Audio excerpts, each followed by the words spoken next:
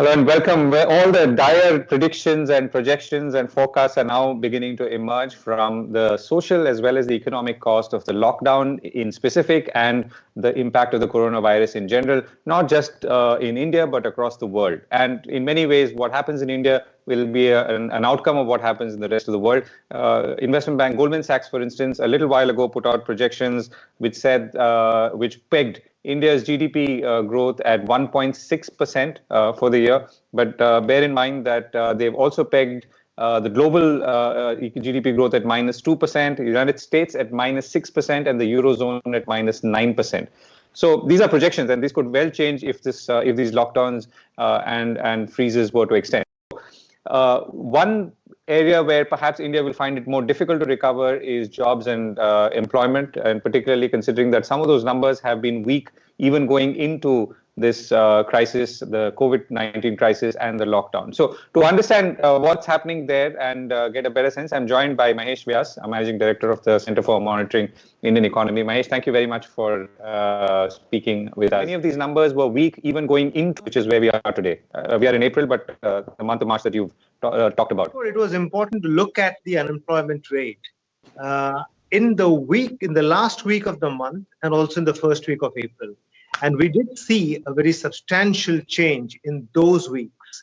So while this was 8.74% in the month of March, the last week of March saw unemployment rate shoot up to 23%. Right, and I'll come to that. So walk us through how you measure it and the kind of sample size you have, and how is the survey exactly conducted on every month as you do it?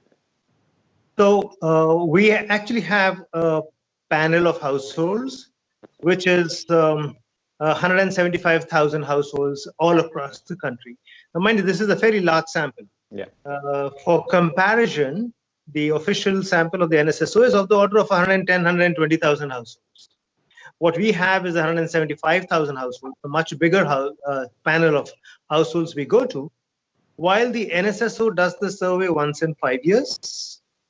We do a survey thrice in a year. So it's a bigger panel done on a faster frequency basis.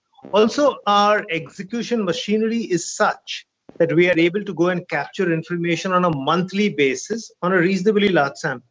So a sample for every month works out to 43,000 households. Now, 43,000 households actually works out to 117,000 people who are more than 15 years of age. So the sample of people from where we are getting employment, unemployment numbers is of the order of 117,000 individuals. That's a very large number for a month. In the month of March, this dropped to 83,000 because the last week was bad. So it's a robust, big sample, which enables us to calculate the numbers on a monthly basis and also on a weekly basis. Mind you, normally we get of the order of 25,000 individuals status of employment and unemployment every week. That's a fairly large sample to give you a number on what happened to unemployment. And therefore, we were able to figure out what happened after demonetization. And since this is a running survey which never stops, we are able to find out the impact of the lockdown pretty quickly. Adequately cover the migrant laborers because they are mobile.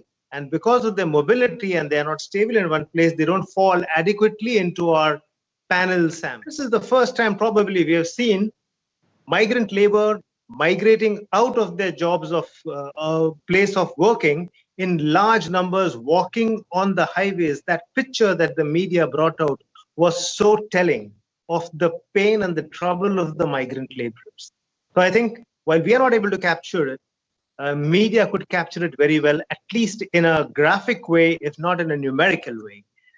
It is difficult for a panel household to capture information on migrant labor, but I can see the pain is fairly large. Right, and we're talking about millions of people now. So are they, do they figure in any calculation is really my question. I mean, for instance, when you talk about a number of 443 million labor force coming down to 434 million in March. Now, do these people come into this 434 million, or are they outside? They are captured, but not adequately. Okay. So when there are migrants, so what happens is happens very often that you go to a household, and we have seen this in our survey. We go to a household where there are people staying. We see them in one season. We do the survey thrice in a year. Mm.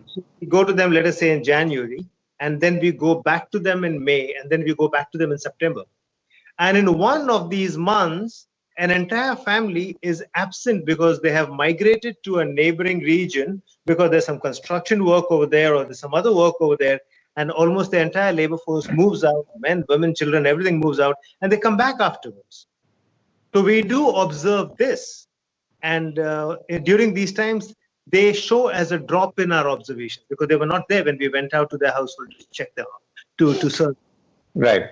So now I know you said that you're not distinguishing between organized and unorganized sector employment, but if you were to now look a little ahead, what is likely to bear the biggest brunt, and therefore which sector is or among sectors is least likely to reabsorb some of the lost employment or the reduced employment? So there are two ways of looking at this. One is the traditional way of looking at sector by sector what's going to happen. So we know that the food industry is the least impacted by this because food industry is by and from the lockdown.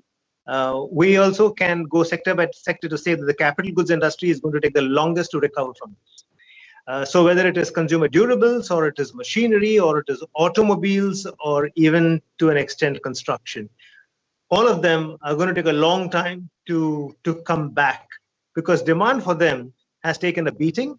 And I don't think people are going to go out and buy consumer durables very easily now. That's not the first thing people are going to do. So there's going to be a shrinking of demand over there. There was a fall in demand anyway in the beginning. And now it's going to get much worse. So one is to look at this sector-wise. And I think insofar as consumer goods is concerned, demand will come back quicker. Insofar as intermediate goods, it's going to be slow. Insofar as capital goods, it's going to be much, much, much slow.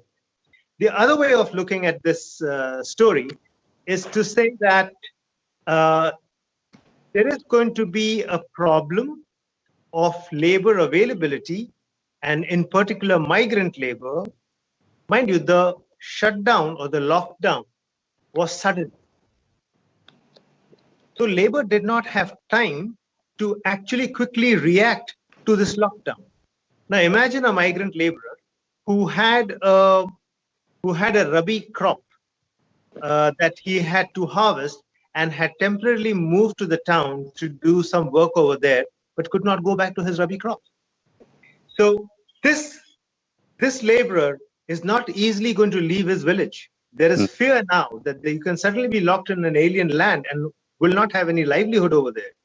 The second thing which we have got from our field staff is that in many towns, there are people who got locked and they are waiting for the lockdown to be lifted. And no matter what happens in the town, they want to go back home. Now that's dreadful in a sense, because it says that construction activity will fall short of labor even if they want it, because those laborers are saying, we're doing nothing over here, we're going back home. So you're saying labor participation rate, which we didn't specifically discuss, but you've written about, has fallen, and it's 41.9% in March compared to 42.7% in March 2019. And you had also written that that this is fallen even before the lockdown. So anyway, let's park that for a moment. Unemployment rate is at 8.7%, and you also talked about it's risen to these levels in the past, but it's also fallen back. And what we're seeing right now, perhaps, is the probability that it will not. It's not going to do that.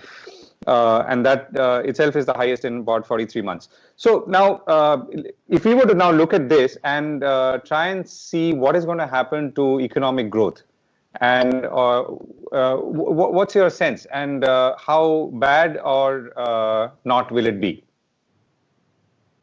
So I refrain from speaking about economic growth because it's talking about real GDP growth, which I don't understand at all.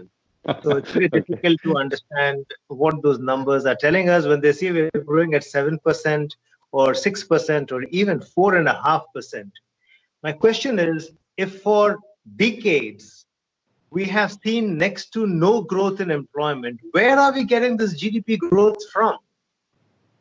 So it's not possible that the NSSO surveys, the Labor Bureau surveys, and the CMI surveys, all independent surveys, 2 of them government, 1 private, large samples, all telling you that employment is not growing. Where are you getting the GDP growth from?